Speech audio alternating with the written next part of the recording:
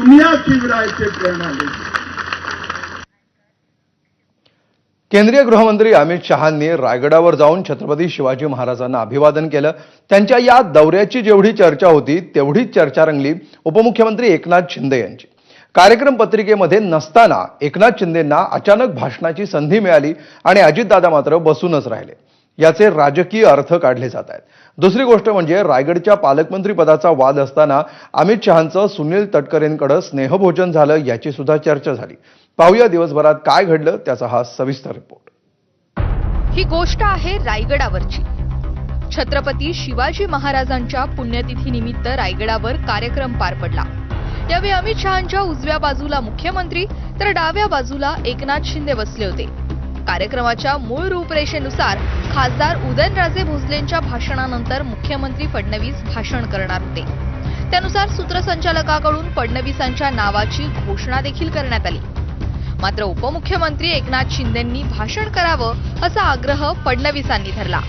त्यांनी शिंदेंना हाताने तशी विनंती देखील केली आणि निवेदकाला त्यांचं नावही पुकारायला सांगितलं। त्यानंतर एकनाथ शिंदेंचं नाव पुकारण्यात आलं आणि ते भाषण करण्यासाठी माईकच्या दिशेनं निघून गेले।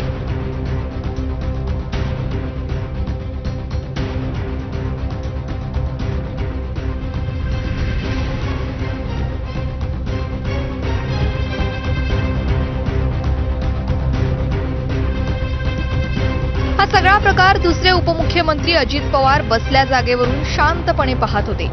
मात्र त्यांना काही भाषणाची संधी मिळाली नाही। साधारण काय आपण पुढे त्या विचाराने कसं जायचं काय जायचं ह्याच्याबद्दलची सगळी चर्चा भाषणं वगैरे झाली।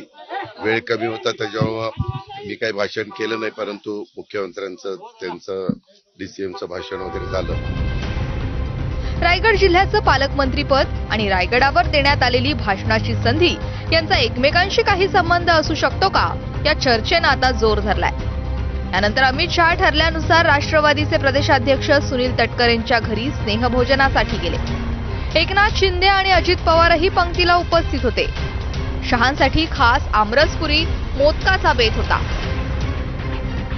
जेवणाच्या टेबलावरती रायगडच्या पालकमंत्री पदावर चर्चा होईल अशी अटकळ होती, पण तसं काहीच झालं नसल्याचं खुद्द यजमान तटकरेंनी सांगितलंय। पालकमंत्रीबाबत चर्चा हा विषयच नाही, काय राजकीय भेट नाही, ही एक कौटुंबिक भेट आहे आणि पक्षाच्या पलीकडे जाऊन कौटुंबिक स्नेह कसा असू शकतो, कसे विचार असू शकतात हे आज अमितभाईंच्या भेटीने या ठिकाणी दाखवलं। आजच्या भेटीत पालकमंत्री सोडाच कुठल्याही राजकीय विषयावरती बिलकुल त्या ठिकाणी चर्चा नाही। रायगडच्या पालकमंत्री पदासाठी मैदानात असलेल्या भरत गोगावलेंनाही या स्नेहभोजनाचं निमंत्रण होतं, पण ते तिकडे फिरकले नाही। माझं कर्तव्य होतं, मी भरतशेठ गोगावले, उदयजी सामंत, महेंद्र दवी या सर्वांनाच मी निमंत्रित केलेलं होतं। शेवटी का आले नाहीत मला माहीत नाही, पण शेवटी माझं कर्तव्य आहे ते मी करणार।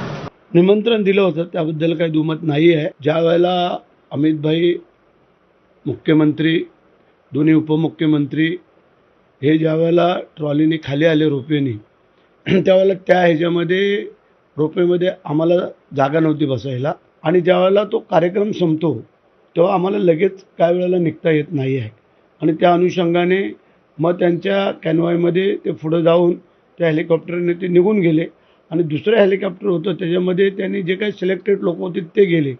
गाडीने जाईपर्यंत त्यांचं तिथलं सगळं आटोपणार होतं आणि म्हणून करता मला जाता आलं। दरम्यान रायगडचं पालकमंत्रीपद शिवसेनेलाच मिळेल याबद्दल शिवसेनेचे मंत्री आशादायी आहेत। रायगडच्या पालकमंत्री पदाबाबत आज अमित शहा तटकरेंच्या घरी जेवायला, प्रश्न सुटेल का रायगडच्या मंत्रिपदाचा आणि तुमची काय अपेक्षा आहे? अमित शहा रायगडला जाऊन तटकरेच्या घरी जेवत असेल तर त्यात काही गैर नाहीये, परंतु रायगडच्या पालकमंत्रीचा तिढा हा सुटेल आणि रायगडचा पालकमंत्री हा शिवसेनेचा असेल। रायगडच्या पालकमंत्री पदावरून शिवसेना राष्ट्रवादीत संघर्ष सुरू असतानाच निधी वाटपावरूनही महायुतीच्या दोन्ही पक्षात जुंपल्याचं दिसतंय। एसटी कर्मचाऱ्यांच्या पगारावरून तो वाद चव्हाट्यावर आला। अर्थ खात्याकडून शिवसेनेच्या मंत्र्यांची अडवणूक होत असल्याचं शिवसेनेला वाटतंय। हीच खंत शुक्रवारी एकनाथ शिंदेंनी अमित शहांकडे बोलून दाखवल्याची सूत्रांची माहिती आहे। अर्थ खात्याकडून शिवसेनेच्या मंत्र्यांच्या आणि आमदारांच्या फाईल वेटिंगवर ठेवल्या जात असल्याची बाब शिंदे यांनी शहांच्या लक्षात आणून दिल्याचं समजतंय. महायुतीत आहोत तर निधी वाटप आणि फाईल क्लिअरन्स एक समान झालं पाहिजे अशी मागणी शिंदेंनी शहांकडे केल्याची माहिती आहे. पण शिवसेना आणि राष्ट्रवादीच्या नेत्यांनी तसं काही घडलं नसल्याचं सांगितलंय. मला अमित शहा साहेब असं काही बोललेले नाहीत. हे सूत्रांच्या माहितीनुसार सांगणं बंद करा. या संदर्भात मी सकाळपासून त्यांचा टेक ऑफ मुंबईला होईपर्यंत मी बरोबर होतो. स्वतः देवेंद्रजी बरोबर होते, स्वतः एकनाथराव शिंदे बरोबर होते. आणि एकनाथराव शिंदे साहेबांना काही सांगायचं असेल तर आमचे संबंध चांगले आहेत, त्याच्यामुळं ते तिकडं तक्रार करतील असं मला अजिबात वाटत नाही. जर काही असेल तर ते डायरेक्ट माझ्याशी बोलतील, सीएमशी बोलतील. मुख्यमंत्रीपद हुकल्यानं सत्तेत येऊनही बराच काळ शिंदे नाराज होते. आताही पालकमंत्रीपद असो अथवा फाईल, शिंदेंच्या शिवसेनेला आजही राष्ट्रवादीशी झगडावं लागत असल्याचं चित्र आहे. त्यामुळे शिंदेंच्या नाराजीवर अमित शहा काय तोडगा काढतात ते पाहणं महत्वाचं असेल. ब्युरो रिपोर्ट, एबीपी माझा. यानंतर मुंबईकरांसाठी एक महत्त्वाची बातमी. जाचकाटींमुळे मुंबईतील टँकर चालकांनी 2 दिवसांपासून संपात